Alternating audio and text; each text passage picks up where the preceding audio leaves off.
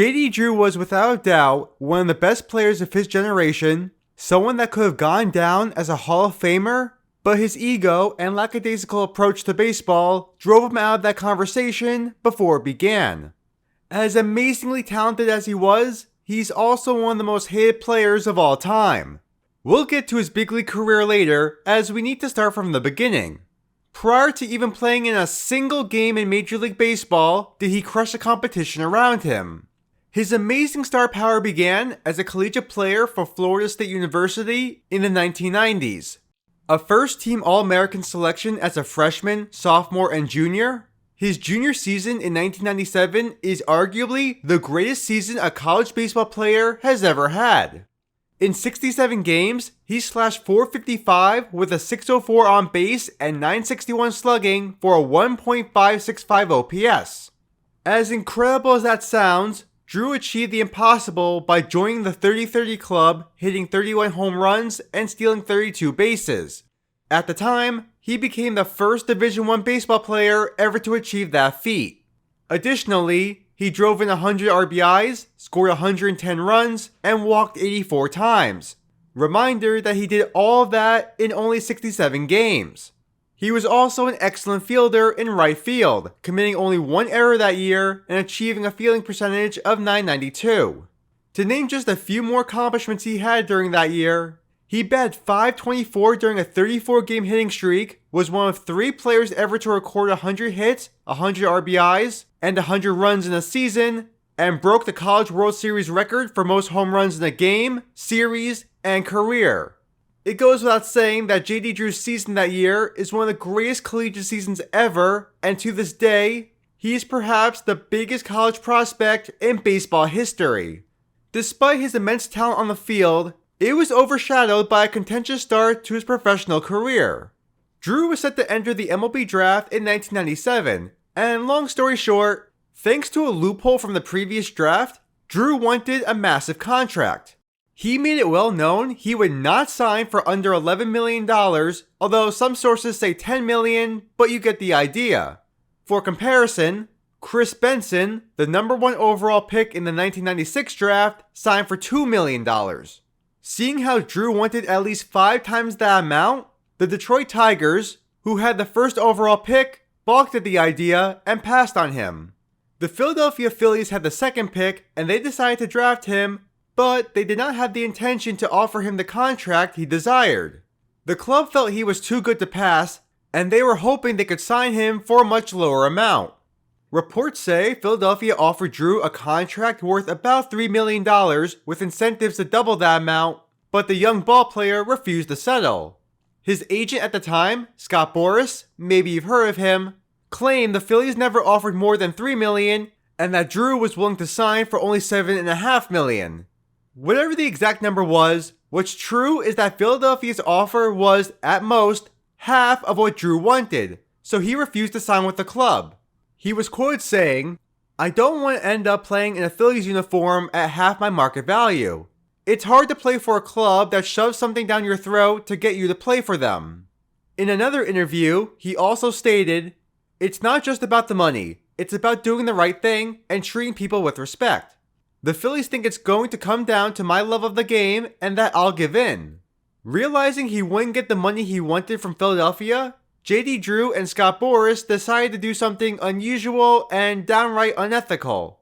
Just 1 month after getting drafted, Drew went to Major League Baseball and claimed the Phillies never tendered him a contract because it was sent to the wrong address in the mail, specifically citing that it was not sent to his permanent address.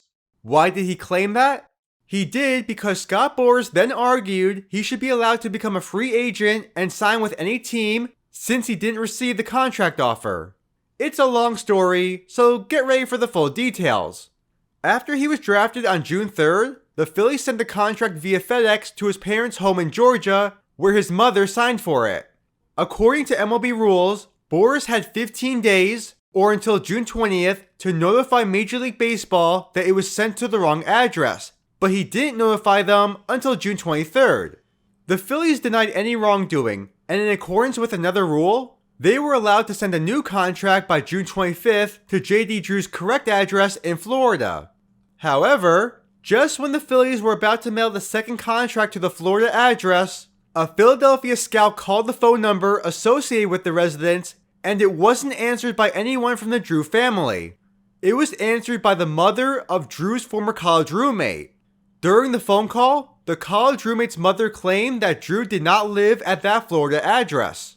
The scout then went to the Florida address in person and saw that it was a vacant apartment where allegedly nobody had lived there for weeks. Since Drew's alleged Florida residence was vacant, the Phillies mailed the new contract instead to the Georgia home where it was once again signed by Drew's mother. But wait, there's more. After signing for the package, Drew's mother then went to a FedEx office and claimed she never received it and for the Phillies to send it to the Florida address.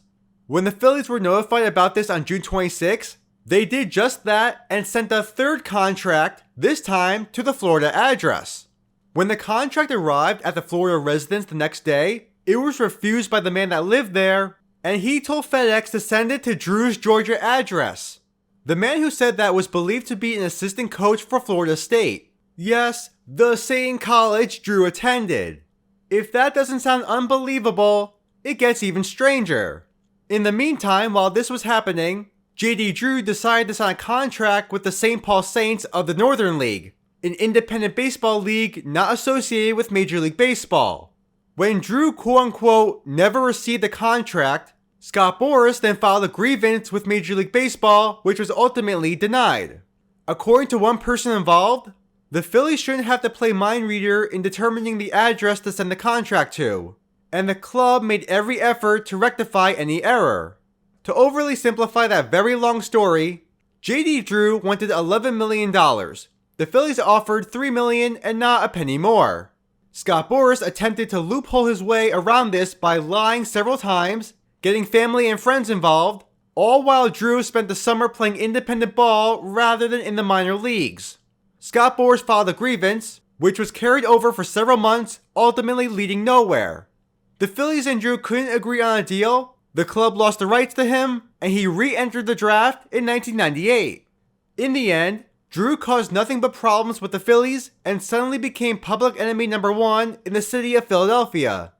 Taken 5th overall in the 98 draft by the St. Louis Cardinals, both sides were able to come to an agreement on a deal where Drew signed a 4-year contract worth $9 million. Again, some sources slightly vary on the number, but you get the point. After signing with the Cardinals, he was immediately sent to AA, where he crushed the ball there, and got promoted to AAA that same year, where he still hit at an elite rate. Just 3 months after getting drafted, Drew was called up to Major League Baseball for the first time on September 8th, 1998. If that date rings a bell, it should, as it was the date Mark McGwire broke Roger Maris's home run record. That debut was done on purpose, as Cardinals manager Tony La Russa was so concerned about the pressure on Drew that he picked the one night for Drew's debut that no one would be paying attention. He came into the game as a pinch hitter 1 inning after McGwire's record-breaking home run, going 0-2 with a strikeout. When one of the biggest baseball prospects of all time had to have his debut quietly occur, that's a major red flag in my opinion. To add to that, in 1999, La Russa also said that Drew was booed every place since he played last September. Obviously, everything said so far demonstrates just how difficult, frustrating, and downright hated JD Drew would be during his time in Major League Baseball. One reporter called him a moral coward, while several players in Major League Baseball questioned his motives and antics during the contract situation. To quote several Phillies players, Mark Parent wouldn't cover his back, Lenny Dykstra said Drew is in dangerous waters, and Curt Schilling questioned Drew's desire to play. Look, when you have Lenny Dykstra and Curt Schilling questioning you, you know you did something wrong. Drew's overwhelming hatred was further evidenced when the Cardinals visited Philadelphia for the first time in 1999. Phillies writer Jason Stark called Scott Boras the sports world's top-ranked terrorist, and one newspaper encouraged the Phillies to have a Boo JD Drew night. The Cardinals visited Philadelphia on August 9th, where Drew was conveniently not in the lineup due to a supposed hand injury. There was so much scrutiny on Drew that the bullpen catcher wore his jersey to draw attention away from him, but that didn't stop Phillies fans from recognizing him anyway. Now is a good time to add that, with the exception of 2 July games against the Cubs, the 3 games against the Cardinals in this series were the 3 highest attended Phillies home games all year. Over 140,000 fans were in attendance in these 3 games combined. What's even crazier is that this 3-game series was the highest attended 3-game span by any baseball team in over 5 years. Think about that for a second. Forget winning ball games, forget the home run chase, forget everything else. What really brings fans to a stadium is the opportunity to hate on someone. Before the first game of the series, the Philly fanatic dropped 3 bags onto the field with money signs printed on them, to which third base coach Renee Lachman was not a fan of. We should all be blessed that there is footage of this. While he did not appear in the first game of the series, Drew was in the starting lineup for the following one, and you can probably guess the reaction to his first at-bat. Listen to the reception for J.D. Drew. Guess it's to be expected. The treatment wouldn't be limited to signs and booing. In the bottom of the 8th inning, in the middle of a double switch, the Cardinals players had to vacate the field because batteries were being thrown at J.D. Drew. The game was halted for several minutes, and the Phillies PA announcer had to publicly state to the fans to stop throwing debris. A number of objects are being thrown onto the field, particularly in center field. If this should continue, the game will be forfeited. This behavior would follow Drew for his entire career whenever he visited Philadelphia. Nearly a decade later would he still get the timely booing, even in the rare chances he visited the city once he moved to the American League. Even as recently as 2011 did TJ Furham of the Philadelphia Inquirer suggest to fans to get their D-cell batteries ready for when Drew came to town. What was quoted as a regretful attempt at humor, the newspaper issued an apology after receiving backlash. This video is already over 10 minutes long, and I've only covered J.D. Drew's relationship with the city of Philadelphia through his rookie season.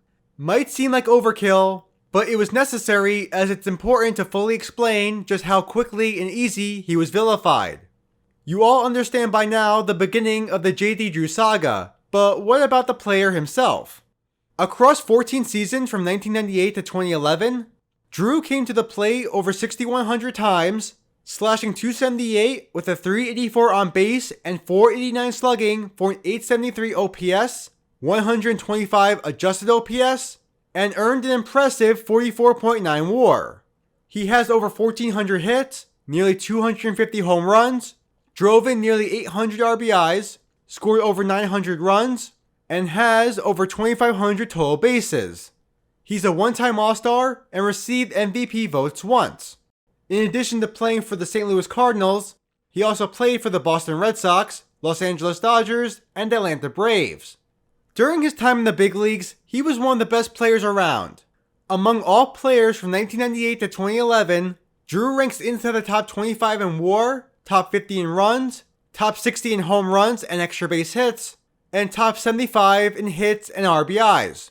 While some of those rankings don't sound impressive, it's important to note that Drew also ranks 60th in plate appearances and would certainly have been higher ranked in counting stats given more playing time. Speaking of that, among 115 players with at least 5,000 plate appearances during Drew's career, he ranks 28th in OPS and 27th in adjusted OPS. If we look specifically at a 10-year span from 2000 to 2009, Drew ranks 19th in WAR while having the 13th highest OPS and 16th highest adjusted OPS. Based on everything just said, one can argue J.D. Drew was a top 25 position player in the league during his career and around a top 15 player during his prime.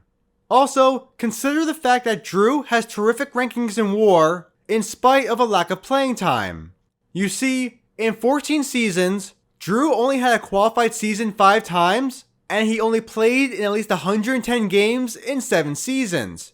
Yes, half of the time, he failed to appear in 110 or more games. If you're not familiar with J.D. Drew, let's just say, he absolutely could not stay healthy. To discuss Drew's injury history would take an hour, so all you need to know is that when one injury ended, another one started. He put up incredible numbers during his career, so this may seem like a classic would have been a Hall of Famer had he stayed healthy scenario, but there is something important you must understand.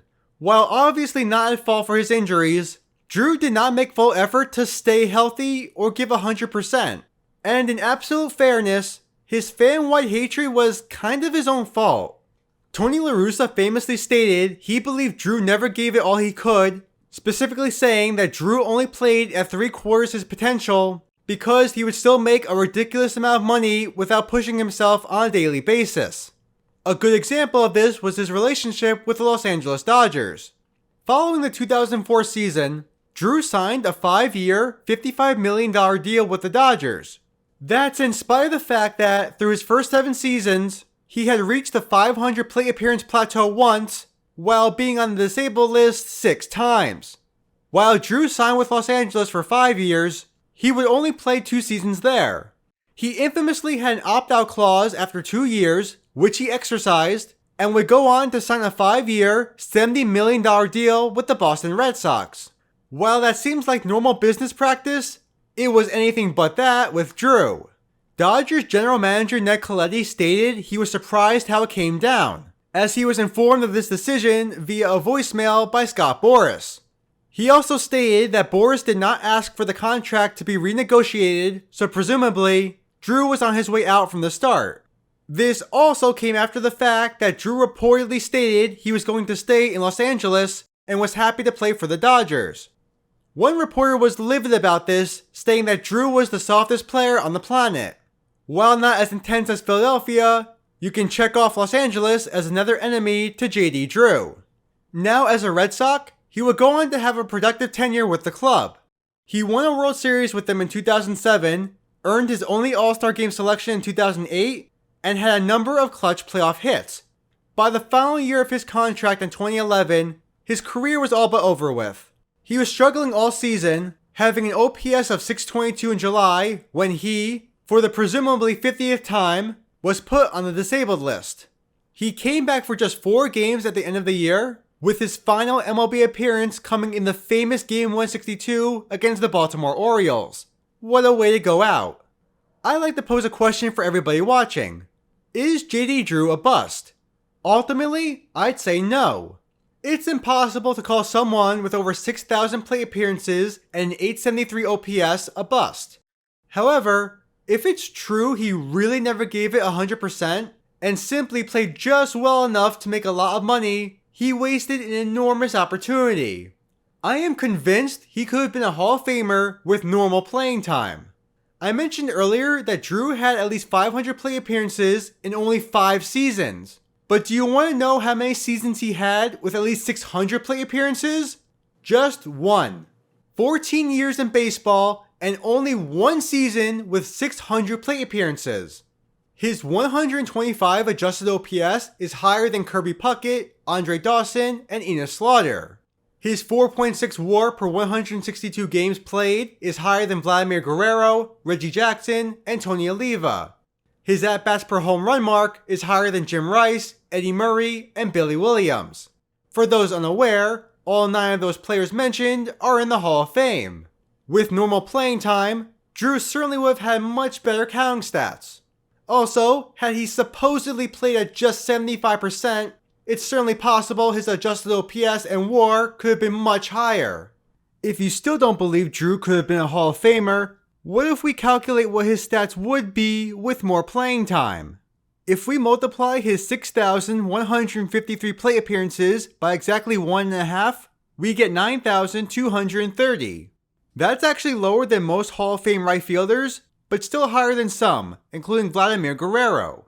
Multiplying all of Drew's stats by 1.5, we get over 2,100 hits, over 800 extra base hits, over 350 home runs, over 1,400 runs, nearly 1,200 RBIs, and over 67 WAR. You can call me crazy all you want, but I believe that's someone that would be elected into the Hall of Fame. Someone that could have been enshrined in Cooperstown instead turned into baseball's most hated villain. To this day, he has one of the worst reputations in the history of Major League Baseball.